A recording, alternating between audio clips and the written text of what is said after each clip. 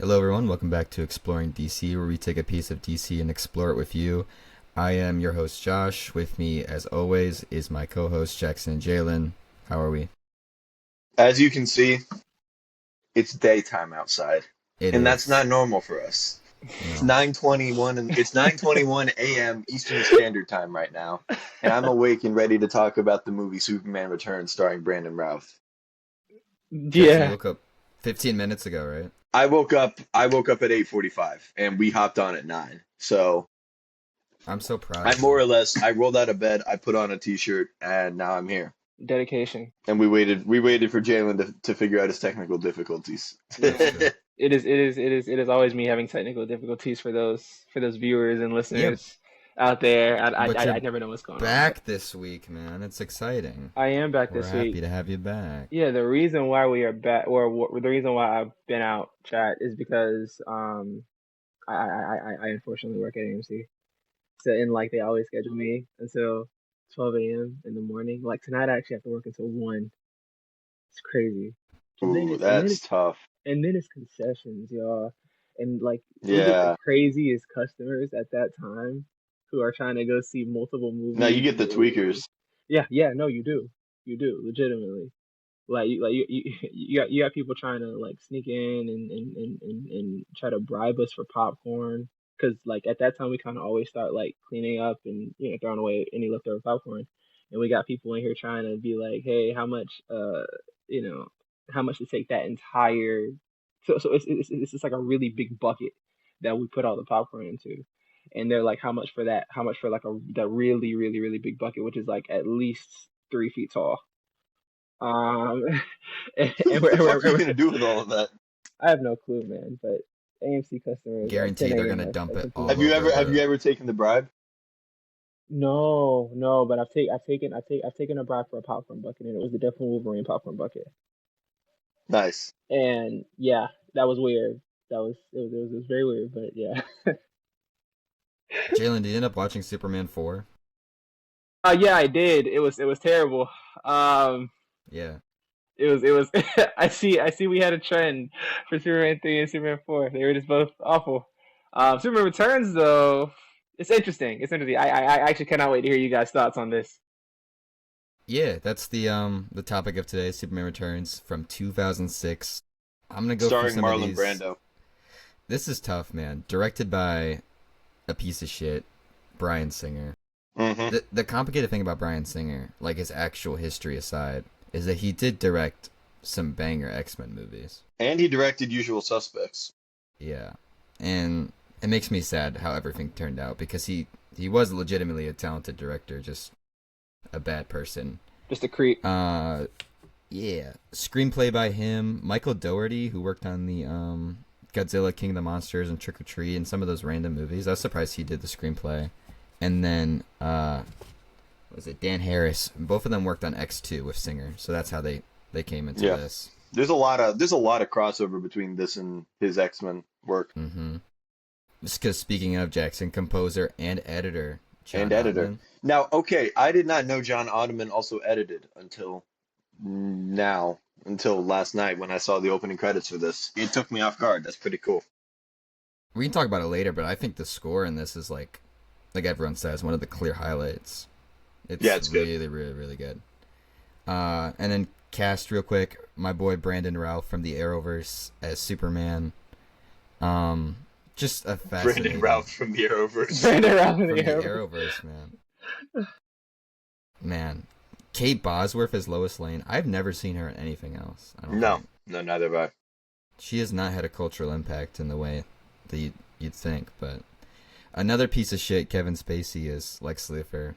What a movie that's aged super well, man. James Marsden is Perry White's nephew and Lois Lane's boyfriend, or not boyfriend, fiance. Parker Posey is as Kitty Kowalski. It's basically the new Eve Tessmacher in this movie. I thought this was Elizabeth Banks the whole movie. I guess they look really similar to me. Now that you do say something, So they I do have was, so many similarities. yeah. Frank Langella is Perry White, Sam Huntington is Jimmy Olsen, and then like you said, Jackson Marlon Brando's in this one for like archival footage that they reworked. We talked about that a little bit Yeah. during Superman 2. But that's the whole reason the Donner Cut kind of came into existence, is because they were already working with this old Marlon Brando footage, and they just had Donner come back and finish his stuff. Cal Penn's also in this movie, and I have interesting things to say about Cal Penn later, but he's like in this movie, but also not in it because he doesn't really do anything. Okay. Who is Cal Penn? He was the guy. He's like from Harold and Kumar. He's the guy that's the scientist guy that's working with Lex Luthor. You kind of see a little bit of him. He is a big actor relatively, and he has nothing to do in this whole movie. Was this before he blew up, or was he already like? No, he was already a thing. He was supposed to have a bigger role, and then it just kind of turned into nothing.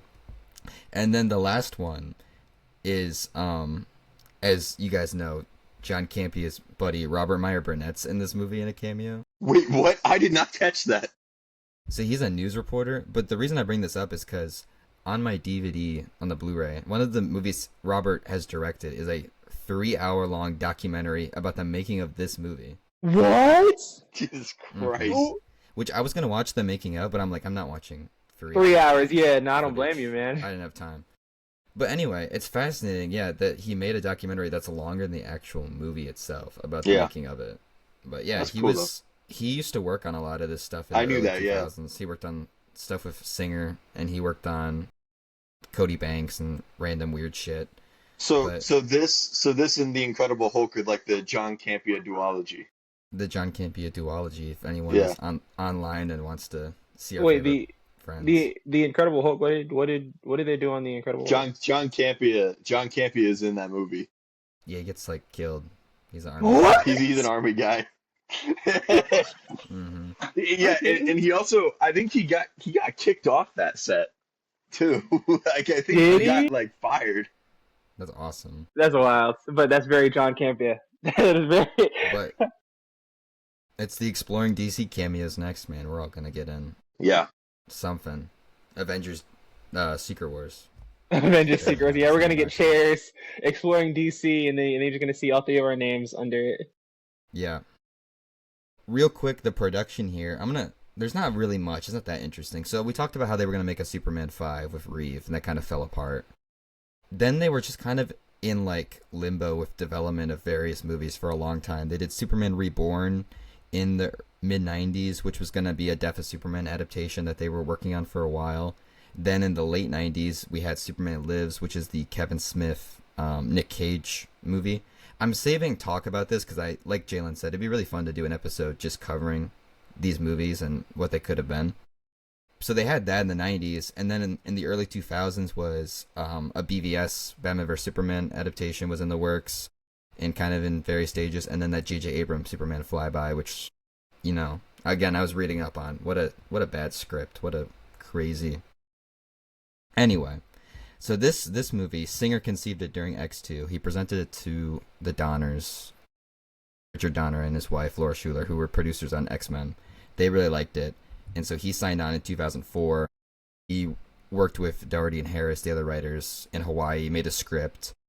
He dropped out of X-Men 3 in his contract to make this movie, which is how we got the shitty X-Men 3 that we got with another bad person, Brett Ratner. And then he would only cast an unknown, so they looked at thousands of people. Ralph had already auditioned for Superman a couple times, so they got him. Kevin Spacey got Lex because he already won an Academy Award working with Singer on The Usual Suspects, so he was like the only choice. And that's kind of it. There's not really much else. It just kind of, they made the movie and that's that. But a Superman movie with no production issues is fascinating. No production issues, man. Except nowadays, it's like looking back, it hasn't aged well. But at the time, it was smooth sailing. Yeah, that's shocking. Jalen, I'll start with you. Where are we at with this one? Prior with this history, one, okay. General thoughts, So with my prior history, I when I was like around like 8 to 10, I brought this on DVD and I watched it and I remember being like, man, this is incredibly long. Like the point where they're on the boat and I see that Superman and Lex Luthor still hadn't met and talked in this movie. I was like, man, we still got an hour left.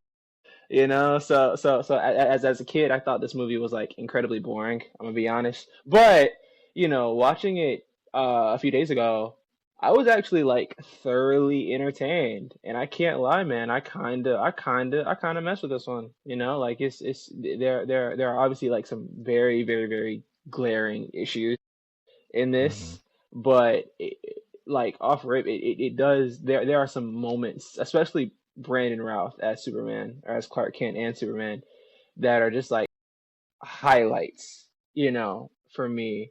There are a lot of lowlights, but for this one, I think the thing that steals the show for me was Brandon Routh as Superman. So I mean, I kind of, you know, I kind of rock with it. Where are you guys with? I had never seen it. I knew next to nothing about it.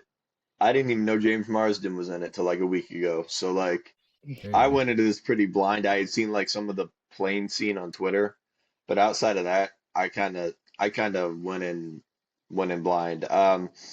It's better than the last two. Yeah. Yeah. I was the same way, man. This is my biggest blind spot ever with DC. I always knew that I had to watch it at some point, and obviously, as the Arrowverse guy, knowing Brandon Routh was Superman in a movie was like very intriguing to me. But I never heard amazing things about it. I just heard people being like, "Yeah, it's cool, it's all right." I thought it was weird, like because it's a sequel to It Superman is one and weird. I two. that is what I'm excited to talk about. It's trying to be a Reeve nostalgia vehicle, but also doesn't feel like a Reeve successor besides Brandon Routh. And then on top of that, it is long as fuck. I am not gonna lie. I was debating which movie was more dull for me, this movie or Superman 3. Ooh, Ooh, And I ooh. don't. Maybe it's kind of the charm of Superman 3 and the time and Gus Gorman and all that Gus shit. Gorman. Where I was like, this is way more slick, but also Yeah, I see what you're saying because it's like it doesn't have the charm of three. There it is like doesn't. a campiness to it. And I will agree, honestly, the most baffling part of this movie is that it just feels like it has a complete identity crisis, right? Hmm. Because it's trying to be a Reeve successor, but for 90% of the runtime, it feels nothing like Christopher Reeve Superman. Yeah. Like it honestly, I felt like it had more in common with like Snyder than Reeve. Like just in Interesting. Yeah. terms of its style and its presentation. Um,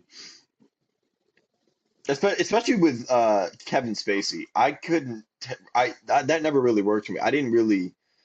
I never really figured out like what they were trying to go for with his Lex because it's like there were times when they were trying to be more serious than Gene Hackman, but there were also times when they tried to have that those kind of like Gene Hackmanisms, and it never Hmm. really did come together for me. I don't know about you guys if you felt that way, but I did not like Lex at all in this one, man. And I've talked my gripes about Gene Hackman. He works at sometimes, he doesn't work at other times. This one was like, I don't think he was doing anything interesting, and then he would just overact a lot at times where yeah, that's what I'm saying. It felt confused. it felt very out of pocket. I did not enjoy, and on top of that, I don't like seeing Kevin Spacey in general. So when he's not delivering a good performance, because again, he can do it, he is Yeah, capable. Yeah. He won an Oscar. It was like extra difficult to like sit through his yeah, scenes and stuff. So Yeah. and he's Yeah, in a that's kind lot of of the like for me. movie. No, yeah, he is, and like that for me is like what was the most uninteresting part of this movie, and what made me feel this 2 hour and 30 minute runtime is like literally any time that it was Clark and Lois and Richard and the little boy on screen, I was like, okay, they're kind of moving. I'm kind of invested, not crazy invested, but I'm still like pretty invested.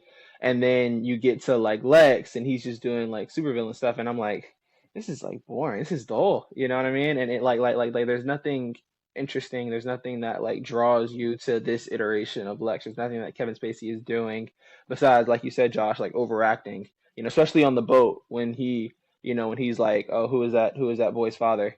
You know, it feels it like none of these characterizations feel like Reeve, Margot Kidder, the Perry White actor, or Lex Luthor, Yeah, in my personal opinion. yeah. Kate Bosworth is she's no Margot Kidder either. Unfortunately, I did not really find myself she clicking didn't with her do Lois very much. anything interesting with the role, and I was like, Yeah. where's the fire that? And it wasn't even, I don't even fully blame her because it didn't feel like the writing was up to par with a lot of what Kidder got. No, Lois is very like inactive in this movie. She's Yeah. not extremely proactive. Okay, all right. I'm gonna jump ship real quick and talk about a scene that pissed me the fuck off. Okay, so there's this pivotal scene where Lois and her kid stumble across Lex's fucking yacht. Yeah, So she decides to Yes. take her kid, go into the yacht, and leave her fucking phone in the car. I can suspend my disbelief for a lot of things. I really can. But Lois Lane is smarter than Lois no, Lane in the Donner movies is smarter than that. Like, what the fuck? I don't know what she was looking for, man. Yeah, Like, like what do you they never established what she's trying to accomplish with like that scene was like bafflingly bad. I I just do don't not think know she's what the a. thought process was. I don't think it's a good adaptation of Lex, and I don't think it's a good adaptation of Lois. No, I would Relatively, agree. even like she doesn't get a lot with Superman and Clark, and the two scenes she does are pretty good. But I just wish there was more to it because Yeah. there is this glaring boyfriend character that just exists. Her boyfriend James Marsden. I feel so bad for James Marsden. I feel like this guy cannot catch a fucking break. Yeah, like he gets done dirty in every single role that Singer gives him. Legit. Even And in like like, it's I just feel clear. like he's so underused as an actor as a whole. Because he's even in this, you can see the charisma, and it's just they're Yeah. giving him absolutely nothing. Yeah, yeah. Even like certain moments where it's like you want, and kind of like what Jackson said. That whole yacht scene really like messed me up a little bit because it's like one, as soon as Lois sees the wig, she's like, "Oh, this was a terrible idea," and then tries to run off. That That wouldn't was be so what funny. Kidder. Yeah, that wouldn't be what Kidder would do. That honestly wouldn't even be what any Lois Lane would do. Lois Lane would like stay there for the like purely for the sole purpose of the story. One, she wouldn't bring her kid. You know what I mean? That was Yeah. stupid in itself. Is bringing your kid to a known criminal's yacht, like that Someone is who stupid. tried to And kill then your boyfriend multiple times. Yeah. yeah, and then borderline one lying to your fiance, and literally when Superman asks who he is, you're like my Richard. Like she doesn't want to be with bro, and she's still out here like yeah, nah, And her and, Lois was and, not and it. can I talk about another thing that just bothers me to no end? All right, so if we this is to take place in the same canon as the Donner movies, right? Of Like Superman. they're on the same farm, Yeah, it's supposed to be right? after They're Superman on 1 and 2. wait, what? It's not supposed to take 3 and 4 into canon, just 1 and 2. Mm-hmm. Is this I what did not bothers you? No, I didn't know that. Okay. Yeah, it's like the Halloween 2018 movie where they only take certain movies. What for why? For why? For why? Why are we Because doing it? Superman Because 3 this and 4 aren't very good. but this that's so fucking stupid. The status quo, that's so dumb. That So is so what was incredibly your no. complaint? That's so fucking stupid. That okay, so my original complaint was going to be we went 5 movies and Lois still does not know Superman's identity at the end, but that might be even dumber. I did not know that. With Halloween, it makes sense. That franchise is convoluted as fuck to no end, but Mm-hmm. Superman is very straightforward. There's 4 movies, and it's like okay, retconning 3 and 4. I mean, call me crazy, but I don't feel like you gain anything from that. Do I you, think the only thing they really retcon is Lex? having Martha alive because Oh 4 yeah, establishes that she's dead, but yeah. 3 can theoretically And fit in. for wait, but for why? Like, why did they need to do that? Because like, what did Martha do in this movie? I guess She she did like nothing, rescues but like Superman at the Mm. the very beginning, like and the that's opening it. scene, and that's it. Yeah. I It's a weird movie, man. I just don't. for some reason I didn't even clock that. No, I That's so weird. Because I was like, oh, it's Martha, Superman, Martha. I kind of forgot that she died in the fourth one. What the fuck? That's baffling. And I know like 3 and 4 weren't good, but like the status quo of those movies changed so little that there's just and Martha does so little in this movie. Like she does nothing. well, I mean, the thing is too, the early 2000s, like when they're making a sequel like this, it's not to I like know. establish a firm Yeah, they didn't care about I shit know they like didn't that. care. I know they didn't. But But at the same time, it's like you're making a sequel, a pseudo sequel to the Reeve movies, and nothing feels like Reeve except for, we can talk about it, Brandon Routh is like almost the spitting image of Reeve it's in this. really uncanny. And I thought he was clearly the best part, and Yeah, almost underused Yeah. at a lot of points. yeah, because he Yeah. gets very little Supermaning. He does. He doesn't get to Superman very much in this one, And relative to like a lot of the Reeve movies. I really liked seeing him adjust to coming back to Earth after being gone, and That was like cool. how his relationships have changed, and him coming back into the limelight as Superman. All of that was like the stuff I actually really enjoyed. Yeah, one of my favorite scenes in the movie was when that he lands the plane in a baseball stadium for some reason, and but like the entire crowd just like goes crazy. That was really cool.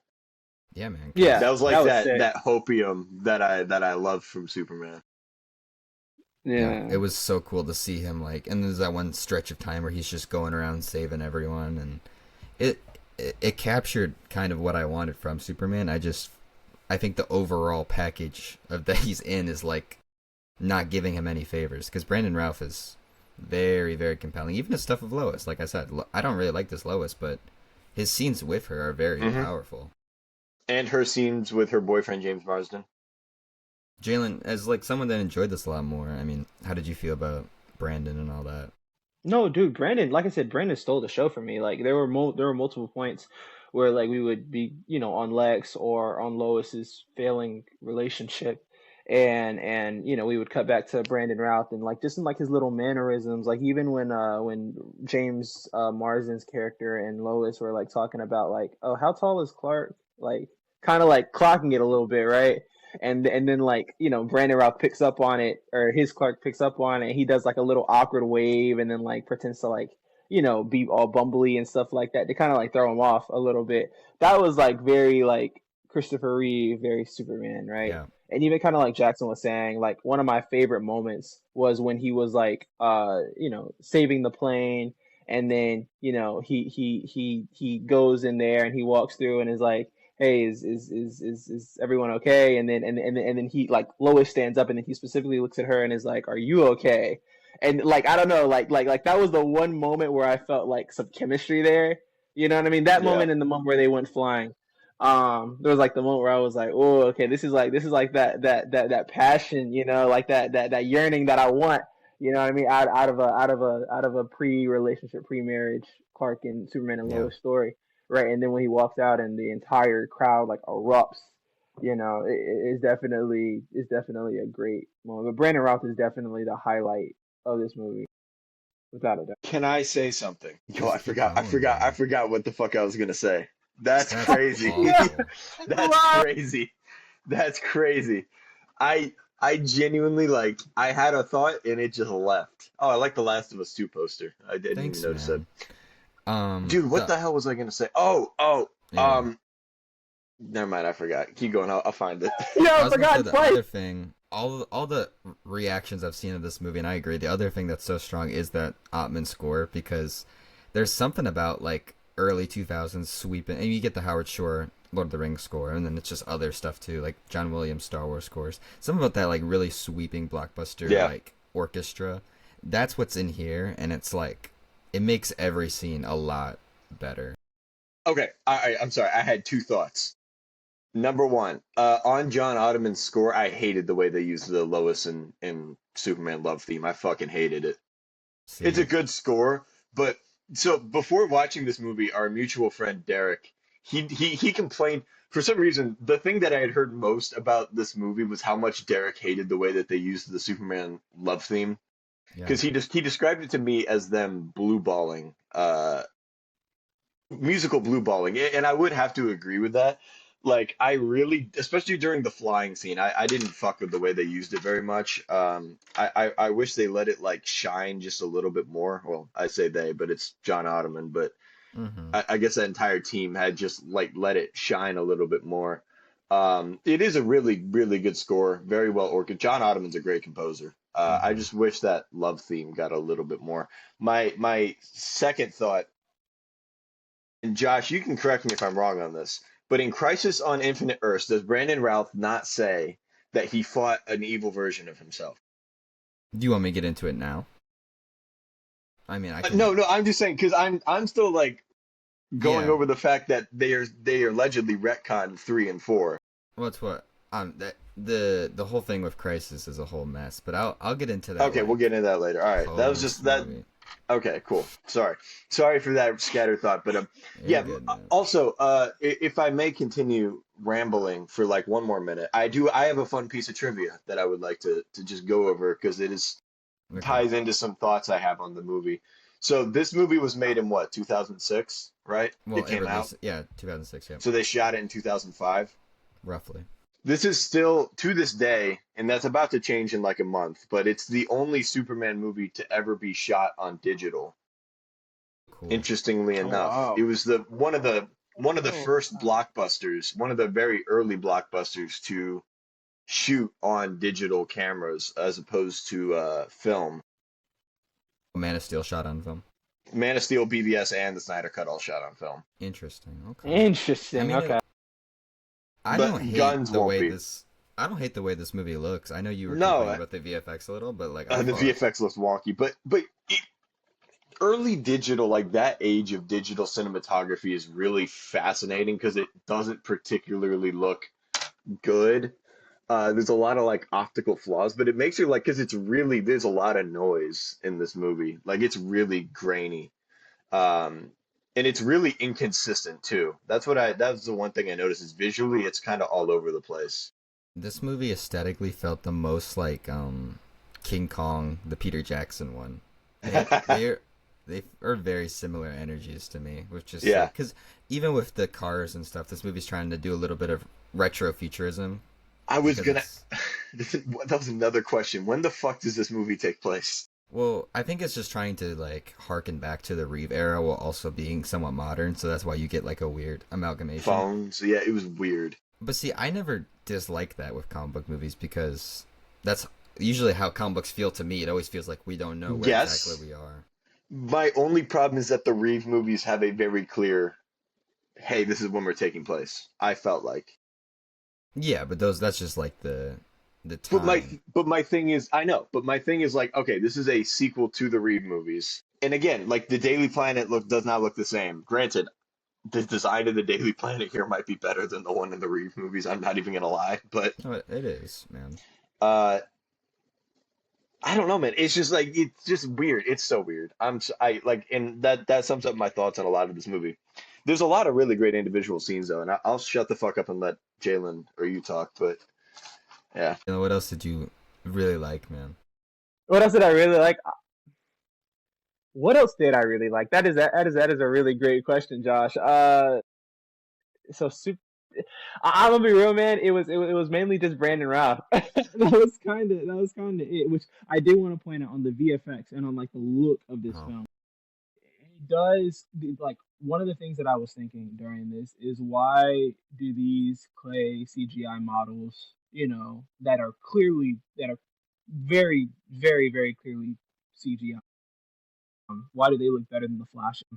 And the Flash is on well, a I mean, bigger budget. You know what I mean? Even though the budget for this one is crazy high, it's like 270 million. You oh know, my God. yeah, yeah, yeah. I think it only made like 356, so it was kind of a bomb. hmm But yeah, no, I was like, why do these models like over 19 years ago look better than the Flash?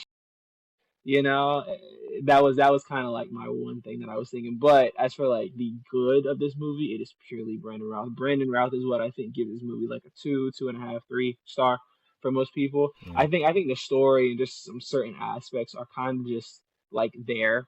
You know what I mean? Like Lois is just kind of there. That whole relationship where she's like, like, so Superman and Lois basically had a one night stand, and then bro was like, I I'll wanted just to dip talk out. about that too.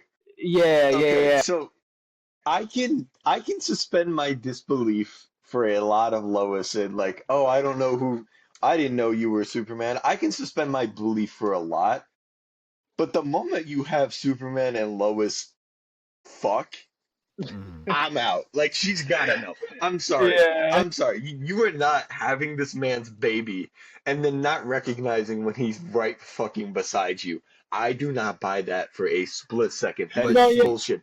she You bro. lost her memory, bro. I was no. Okay, so her and Superman had the one night stand before the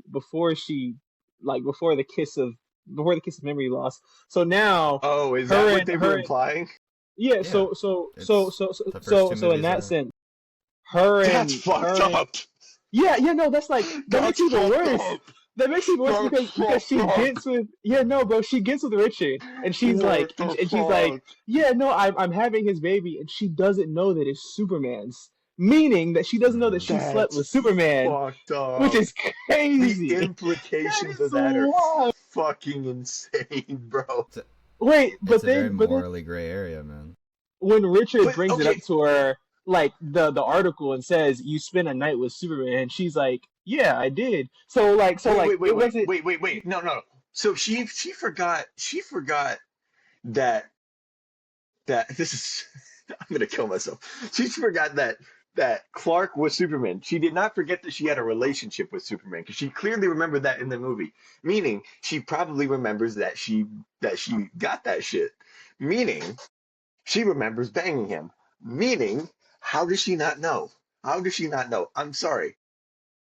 I think Fuck this this. movie does not take place directly after Superman 2. I think there's a little bit of space. I know, but we're thinking about this more than they did, is what I'm getting at. Okay, so, that's the issue. all right. That's No, no, no. So another question. Another question. So if see, there's so many implications with this. So let's say hypothetically you're right. They fucked. They had the kiss. Lois forgot. Right. Yeah. Okay.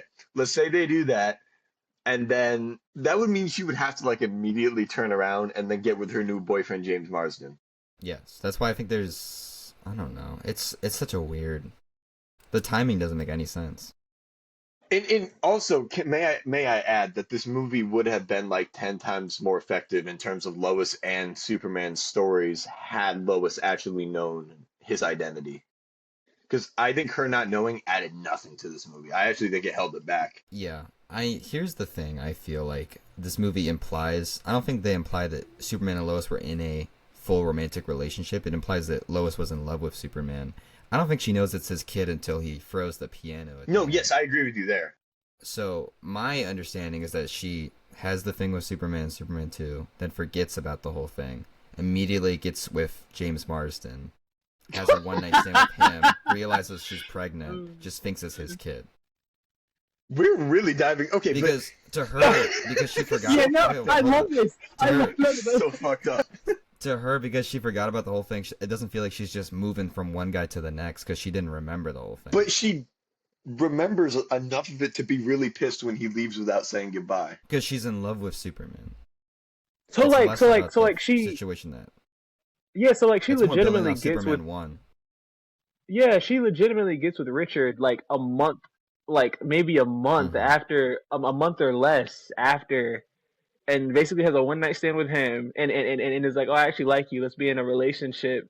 Bro proposed, and then like she's like, oh yeah, that's your, That's yeah, whack. that's your kid, and like I feel like this Lois, she was already lying about so much.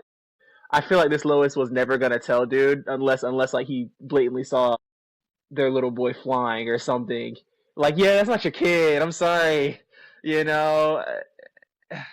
That's And whack. And you know what's and even then worse is James Marsden never finds out. yeah, and that's the thing.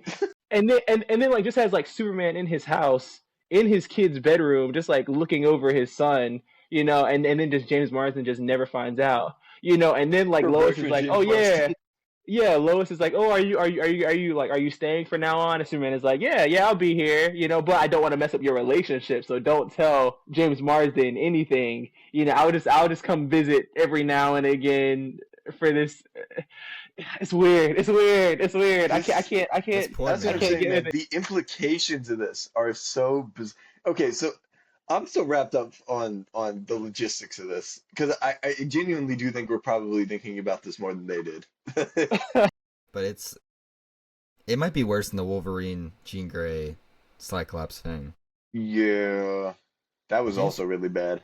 James Marsden gets cooked in this movie, man. He And does get cooked. I will say I did like again, I liked Perry and Jimmy. I wanted to see more of them. Another thing Jimmy, that was I did funny, like Jimmy. another thing that was funny is when James Marsden's like, "I'm gonna go grab the seaplane," and I'm like, "How the fuck does a Daily Planet have a seaplane? Yeah, You're a newspaper company. I get the helicopter, but a seaplane, really? Who has a seaplane in general in Yeah.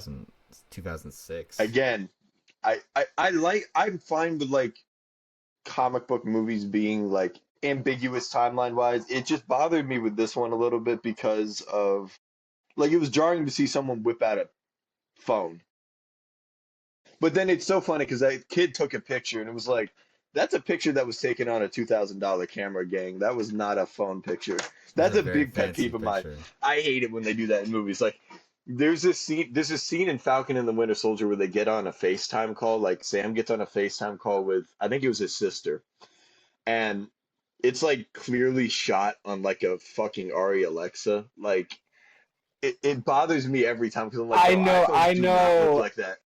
I know exactly what scene you're talking about. It's the ending of episode 1, right before the John Walker walk out. He's on Yes, yes, he's on the phone with Joaquin, and like one, you can tell yes. it's clearly not a FaceTime because you don't see any picture of Sam anywhere in there, Huh? and Yeah.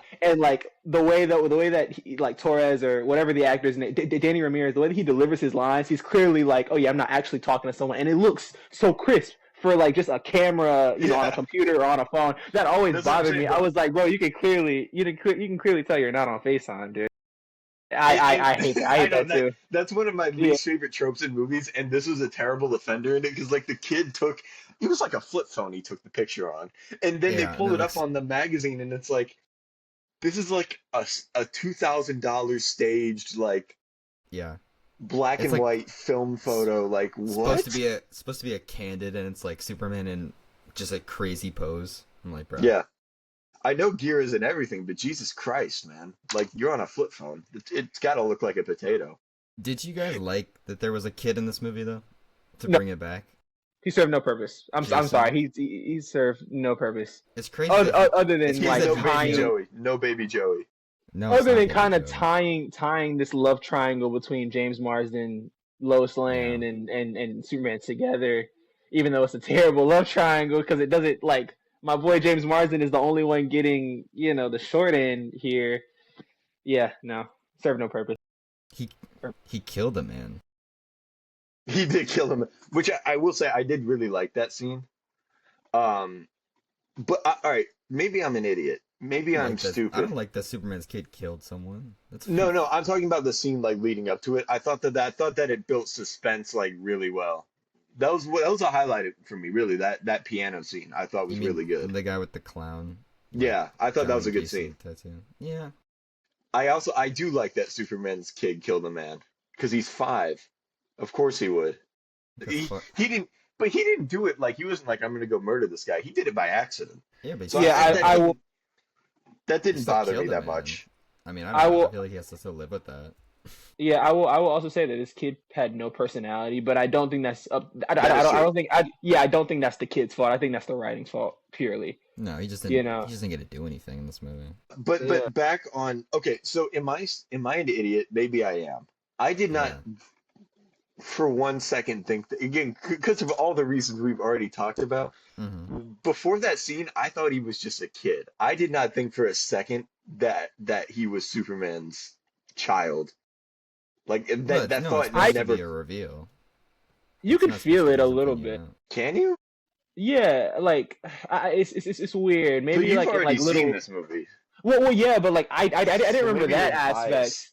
No, I didn't remember that aspect. I'm gonna be honest because, like I said, I believe when I first watched this movie, I turned it off on that 2 hour, that hour 35 minute mark because I was like, man, I still got an hour left in this, and I think it was right before the reveal. So I kind of already always was like, why introduce a kid in this movie, and you show like these little looks between Clark and between this kid that's clearly his kid. You know what I mean? And like it's Yeah. like little small things like, you know the fact that he is always closer to Lois than he is to James Marsden, and even Jimmy when he first looks at the kid and is like, oh, he doesn't really look like his dad much, but he looks a lot like Lois. You know, like Wow. Yeah.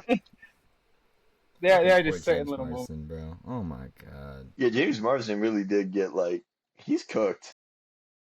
One more thought on the main plot. I am not a fan of like any of the. This actually did feel like Gene Hackman because Lex has another dumbass scheme Yeah. in this That was the movie most Gene Hackman ass like part of this where movie. he was like, "I'm gonna combine kryptonite and a crystal, and it's gonna just make new America and kill billions of people." And I was like, "How do you plan that out, man? What are you talking about? You're just gonna throw it into the ocean and hope for the best, and then it doesn't even work out for him." I don't know. It didn't feel like an actual like well developed plot line. It just felt like Bryan Singer wanted something to happen for Superman to like go to the sun and almost die. Because I feel like he really wanted to do a play on like Superman's death and return and stuff like that. I don't know. It was again, man. I did not like. I think Brandon Routh tricked me into thinking I liked this movie, but I don't think I like it. Yeah, again, I probably liked it more than 3 and 4, but like sitting here talking about it, there's so many like insanely weird things about it. Yeah. Yeah. Let's do the thumbs down, thumbs up on 3. See where we at. All right, 3, 2, 1. Are you gonna thumbs down, Jalen? You came in here strong. Don't let me trick your. Well, Don't let me trick you, it's man. not a full like thumbs down. It's like a thumb kind of like close to being like middle, close to being down. It's like in the middle there. It's not like Just do the middle yeah. then. Just do the middle. Yeah, just Well, do the middle. yeah, I guess here then I'm going middle. Yeah, I would not recommend this one, man. I feel like you have to very specifically. There's certain circumstances, like you had You to grow you up have with to this be one, you have to or be like binging the Superman movies for a DC podcast. yeah, and even then it doesn't fit well. So it's like, what is I honestly, bro, I think I like the timeline of Superman 1 to 4 more than Superman 1 2 Returns. I would agree. And I do have two things I wanted to talk about related to this one. First is the canceled sequel, because they were going to do a sequel. They had Bryan Singer coming back. They had a lot of the cast coming back. It was supposed to come out in 2009. Brainiac and Bizarro were thrown around as villains. Fucking Brainiac at the scene of every canceled goddamn Superman movie. The new Krypton landmass at the end that Superman kind of froze up in the space was going to be part of the plot, so I don't know what the whole plan was. But then Singer delayed this movie to work on a movie called Valkyrie with Tom Cruise. Then the writer's strike happened. Then Reeves' contract expired in 2009. Everything just kind of fell apart. And like Jalen said, budget here was $223 million. Box office was $391.1 million. So it didn't do very good at all relative for what it was trying to be. Yeah. And I don't know, man. I don't think a sequel would have been any better. Yeah, I would agree with that. So I'm not even upset, man.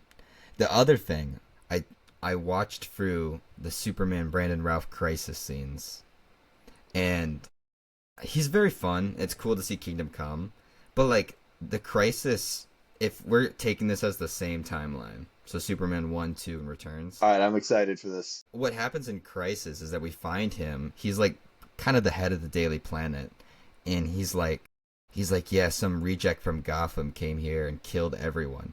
So it's kind of the Injustice thing where Joker kills Lois and Perry and Jimmy. He like gasses the whole floor of the Daily Planet. So the Wow. end result for like, if you want to take it into the same timelines, that Margot Kidder's Lois Lane, all these people all just die by the Joker. So they The basically other did an two things are injustice. basically, but Wow. instead of turning into like evil Superman, he's just like moved on and kind of like living his life. The other two things, they do mention Jason in that episode, that he's like, you remind me of my son Jason or something like that. And then, like Jackson said, they reference Superman 3 because he turns evil for a bit because Lex Luthor like controls him, and he's like, this isn't the first time I've fought an evil version of myself and went crazy. So now that implies that Superman 1, 2, 3 all happen, and then Returns, and then this Arrowverse episode. So it makes it a lot messier. I completely forgot about the whole because I did watch those Crisis episodes. I kind of completely forgot about the whole, oh yeah, Lois. Do you see the Daily Planet? I don't remember. Yeah, that's where they go. Is it the same set? I don't think so, but they play the same little theme of John Ottman's score at the beginning. Really? So it's Wow. implied that it's the same. It's implied that at least is a sequel to Returns, but like I don't know. I feel like that's such a sad ending for That's this version of terrible. the character. Yeah. That's why I'd rather do the weird Mark Pillow Nuclear Man timeline instead, man. Because at least Superman's happy in that one. Maybe And Lois is alive and stuff. hey, maybe they slept with each other at the end of Superman 2, and then when she went on that random trip to Hawaii in Superman 3, where you didn't see her for the entire movie, she met Richard. She met She met Richard. Richard. Yeah, and then I was like, hey, I'm pregnant now, and then they get together. This kind of recontextualizes the whole situation, because that whole thing got me Honestly, messed that up. would be really Honestly, funny. That would be really funny. yeah. It's fascinating to like. Yeah, now that I've seen Superman Returns, they really don't do great with his. I mean, he like feels like the same Brandon Routh Superman, but you can't just kill everyone off. Killing There's no. everybody off screen. Like, do they specifically say, oh, like he came in and killed Lois? Well, no, he gassed the whole floor of the Daily Planet, and Lois was on there. There's basically a bunch of Okay, plaques with a bunch of names. So Perry's name is there, Jimmy Olsen, got you. Lois. It's like a big memorial wall. I think it's because he is in the Kingdom Come suit, and they wanted to play on that, which is I don't know. Is it because they couldn't afford all the actors back? They didn't even have to do that though. They didn't have Yeah, to have them in the scene. It could still just be Superman. You could just not kill Lois Lane yeah, because like they mentioned Jason, but Jason isn't in the scene.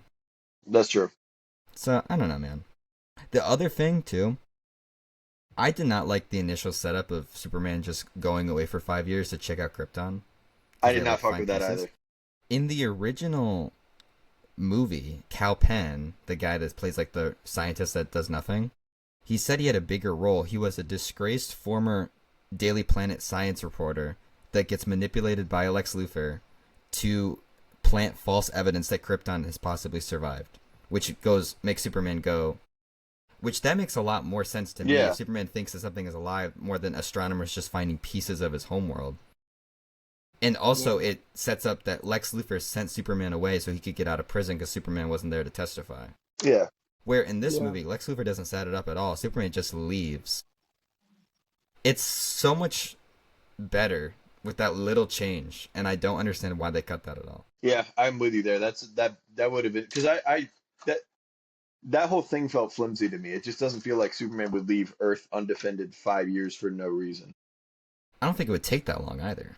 That too, but he had to have It's a kid, so it's a really dumb setup, man. I yeah. don't know. This movie, man. I have a couple of trivia things too before we get into some news and other things. Other actors considered for Superman: Daniel Cudmore played Colossus. Bryan Singer wanted, from X2. Henry Cavill was like apparently in the mix, but he said he auditioned back when it was more of like the flyby Yeah, the J.J. J.J. Abrams Abrams. Yeah, era before the Singer stuff. He said he didn't audition for Singer. They said Glenn Howerton was one of the names, which I don't know how that would have worked. And then I heard with Glenn Howerton from It's from Always It's Sunny in Always Sunny. Philadelphia. Really wild. And then Sam Hewitt and Chris Pratt were also in the mix. This was Chris Pratt more in Parks and Rec era stuff. So again, he would have had to get super fit like he ended up doing for Guardians of the Galaxy. Other Loises: Claire Danes, Kerry Russell, and then Amy Adams said she auditioned for this one as well. Hugh Laurie from House, like the main guy from House, was going to be Perry White, but that kind of fell through, and then we got Frank Langella. And then Sean Ashmore played Iceman in the X-Men movies, was supposed to play Jimmy, or at least Singer wanted him to, and he turned it down. Those are my ones there. The Singer wanted Reeve to cameo, but he died before filming began. I feel like that would have been confusing, considering it's Yeah, a sequel to Reeve's thing. This was the second highest grossing DC film at the time after Batman '89. So second highest grossing DC movie, and it's still like considered a kind of a flop. yeah, The budget was just, I mean, think about inflation now. A $220 million budget back then is like one of the most expensive movies ever. yeah, Yeah. no, for sure. I don't know what happened, man. Because this movie does not need to be No, 200 especially million with how dollars. little Supermaning there is. Man, Singer wanted Jude Law to play General Zod, but Law declined a couple times, so Singer wrote Zod out of the movie. Wow. So this would have been, I guess, another. They would have had Zod and Lex. Wow. Frank Yeah, Langella it did not need Zod. did not need Zod. It would have been fucking 3 hours then. Frank Langella was told to play Perry like really calm. This is like a lot calmer than Perry normally is, and it Yeah. was to avoid the J.K. Simmons comparisons. Yeah, man. The Wachowskis were considered for that canceled sequel, so that would have been really That cool. would have been tough. Yeah. I cannot even lie. That would have been tough. And then the funniest one is Superman and Lex don't share screen time until 112 minutes into this movie. There's no way, That is dude. like, Wow. fuck it. That's That's a whole movie. That's a whole movie. A whole movie before the movie. Ridiculous, bro. Okay.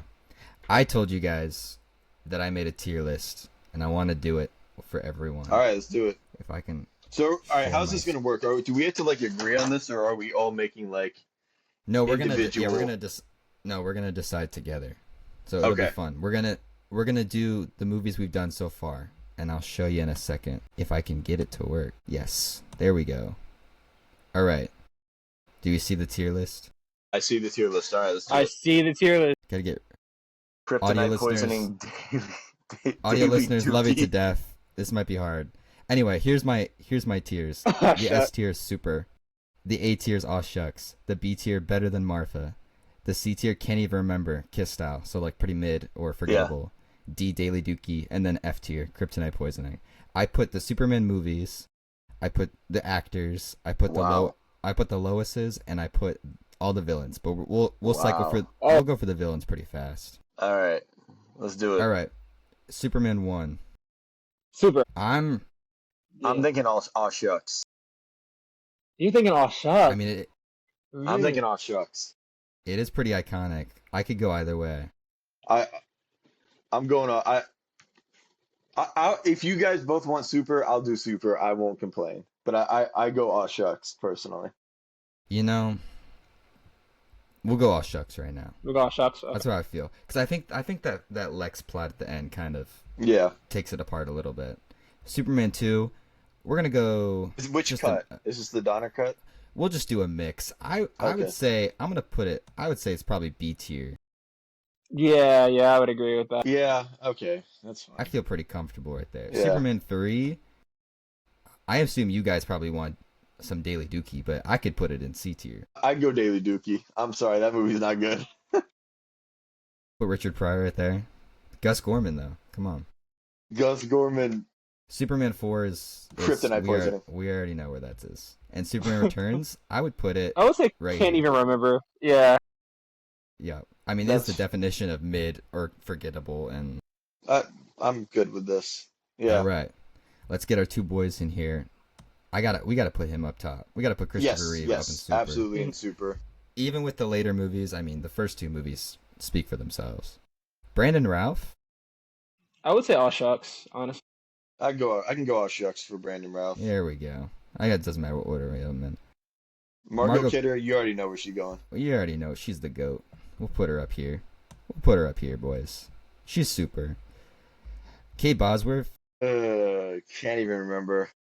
She's not bad, but she's not Low good. key, yeah. All right, we feel good right now. Okay. Gene Hackman is tricky because That is really tricky because he's all over the place.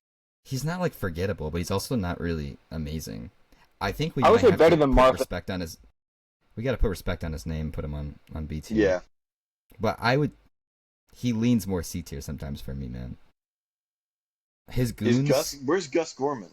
Is he Gus not on this Gorman's- list? Oh, Gus Gorman's here. Gus Okay, Gorman's good. here.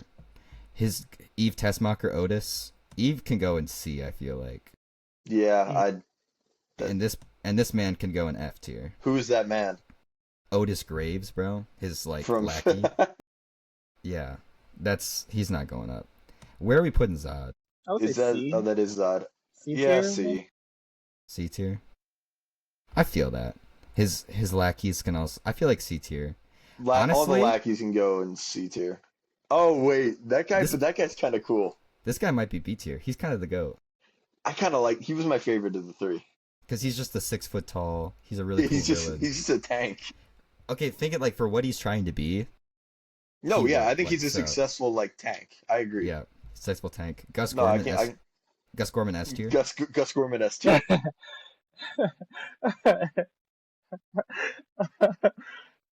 Ross Webster, Who the fuck is Rob Webster? the Lex Luthor like fake. Oh, from 3. Yeah, he's got to be. Yeah, Daily no, Dookie. he's in Daily Dookie. His girlfriend. You know what? What if I said B tier? Because I thought her jokes were really funny.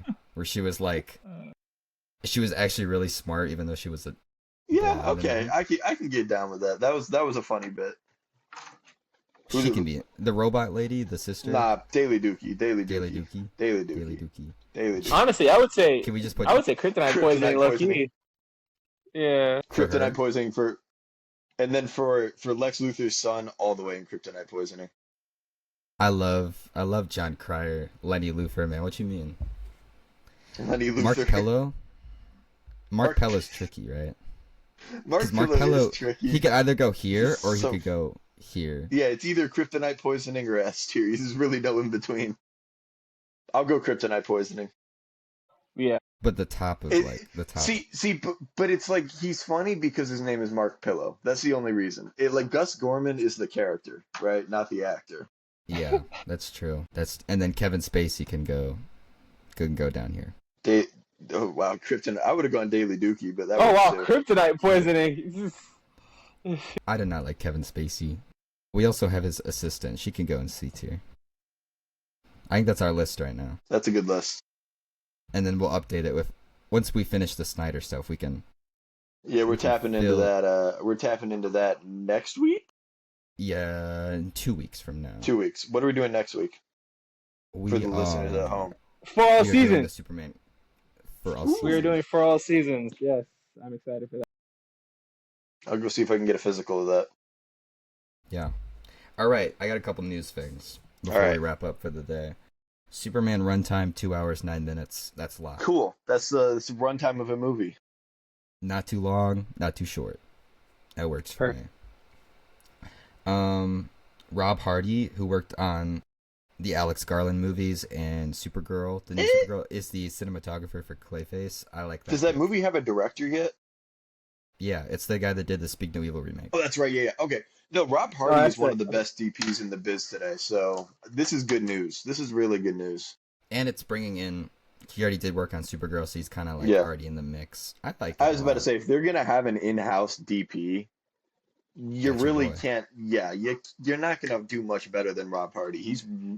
If his work on like Mission Impossible, Fallout, Civil War, Ex Machina, it's Man. very extensive. Men, that's a good-looking movie. I mean, It it's does. not a, Ne- it's not Oh, a, man. it's not a good movie, but No, it's not. It's not a bad. It's not Yeah, a bad. no, looking bro, movie. You can't man, name a no, it's bad-looking beautiful. Garland movie. Beautiful looking movie. So, Yeah. I think it's awesome. Hardy's man. one of the best DPs in the game. Yeah, no, this is really, and I think he's, and I think I've already talked about this. Just an excellent choice to lens Woman of Tomorrow. I think so. I'm very, especially because he did Annihilation. So Yeah. Yeah. All right, Clayface. The report came out. We have 4 people in the mix right now. We have George McKay, who worked. He was on 1917. He was one of the main boys there. Tom Bliff, who played young President Snow in the Hunger Games. Mhm. Jack O'Connell, who was just the vampire in Sinners, and then Leo Woodall, who I don't really know as much. I know He's that in the name. mix, Oh, too. he was in that shitty Netflix show. What was it Oh. called? That's good. That miniseries. God damn it. What was it called? It was like normal people, but like but bad. worse. I don't remember what it was called. I'm sorry. I have seen him in something. He was good in it. Interesting choice for Clayface. They're definitely leaning younger with this Clayface. Yeah. I like Jack O'Connell the most out of those. I Now. like Yeah, I Jack like Jack O'Connell, too. O'Connell. And maybe that's the Sinners like hype still coming down. But Yeah. he also just feels the most old, and I don't really want to babyface Clayface as much as possible. Yeah, the last dude you mentioned that was in the shitty Netflix show, he has like perpetual baby face. No, even Tom Bliff from Hunger Games doesn't feel very old at all. Yeah. But none of these are inherently bad actors or bad choices. It's just No. like I don't see the full vision yet. Yeah, I mean we know so little about what they're trying to do with this movie. Yeah. So But good cinematographer, director has good reviews, so I'm liking what I'm seeing so far. We still have the Flanagan script inherently. I know Yeah. they're reworking it a bit, but they still have So, the bones of that. So everything. This is supposed to come out next year, right? So hopefully, yeah, I mean, it seems like they're getting pretty close to being able to start shooting. So because it's they're just gonna shoot this summer, there's a is the lot of rumor. stakes on this because it's like this movie's going to have to establish the world of Gotham in the DCU, right? This will definitely And be a that's a period tall piece. order for a Clayface movie. This will, yeah, this will definitely be You set in think? like a completely early period. Yeah, so that's like, especially if we're Yeah, following Really? because Clayface's origin, mm-hmm. Because you you can make don't have Clayface age for a lot of decades. He doesn't have to like age like a normal person That's if true. he's made of clay. Yeah, Like you so could, so like if they're not like, or if James Gunn isn't fully convinced on whoever his Batman is, or if they're gonna do Robert Pattinson, if they're not gonna do Robert Pattinson, I don't know what they're gonna do at this point. But if James Gunn isn't fully convinced, he could set it during a different era where it's just this actor who is like struggling. And plus, I think on a $40 million script, on a $40 million budget, a Mike Flanagan script that seems very indie, like they're leaning in a very indie direction. I don't know if they want to make it as superhero-y. They want to do some world Yeah. building, but not as like superhero-y as they possibly can. yeah. If this budget exceeds the first Joker movie, that's when you know you're having issues. It's got to be in that like 50 to 75 Yeah. maximum. Like you need to make money on this bad boy. It's interesting. I don't know, man. We'll see. I'm excited. Last thing here. Apparently, they're gonna be at Comic Con. No Marvel this year, but Comic Con. The only thing they're bringing is Peacemaker, and I'm just like, When is Comic-Con? this is in July. But like, is This it is before or after Superman releases? right after Okay. Superman. My whole thing is like, I don't know, man. If you have the stage all to yourself, they don't do the DC fandom anymore. Why would you not use that opportunity to like highlight not a whole slate? You don't need a whole slate, but like you have Supergirl and Lanterns very Yeah. far into production. Where are those? How weak your slate's gonna look so weak if you just bring out fucking John Cena and Nathan Fillion, bro. Like, come on. Yeah, It's their marketing team, like their in-house marketing team, is a little interesting because like their marketing methods for everything so far, even like Future Commando's marketing wasn't that great. Um, I think they only had like one trailer and it was like a month or so before it actually like released. Yeah. Um, it wasn't like the choices they've been making are very very odd, especially because like Lanterns have they've finished filming I think 4 or 5 episodes at this point. You have some footage to show, you have some concept art at least to show. Woman of Tomorrow has already finished filming. So like you have at least two projects that you can show something for, whether that be a still, whether that be, the suit reveal finally for the Lanterns or for Supergirl. I feel like something should be shown, especially to hype people Yeah. up, you know what I mean? Because people are still a little apprehensive. Like people are probably gonna go to Superman because of Superman, right? But give people a reason to be excited for Peacemaker season two. Give people a reason to be excited for Lanterns and for Supergirl, or like the projects that are in your immediate vicinity, like Lanterns and Supergirl and Peacemaker. Like make the focus on those three especially especially instead. Yeah. Supergirl because A, Superman will already be out. B, I'm Hmm. 95% sure Supergirl's in Superman in some capacity, in like a little post credits tag or whatever. And your movie's already, I think it's wrapped. Supergirl's wrapped. It is. Yeah, Why it would is. you not show anything off that movie after people are gonna be coming off the wave of Superman, and you'd be Yeah. like, hey, look at what we have that's very similar, and you Yeah. It just feels saw like a it. high you'd want to ride. But instead, they're gonna be like, hey, check out Peacemaker season two, the season two from a show 3 years ago, bro. I don't know, man. That's my whole frustration. But the marketing for Superman has gotten a lot better, so maybe there's hope for us yet, man. That's all I got for this week. Next week we're gonna do For All Seasons at night. Thank you everyone for joining. We'll see you very soon. Bye.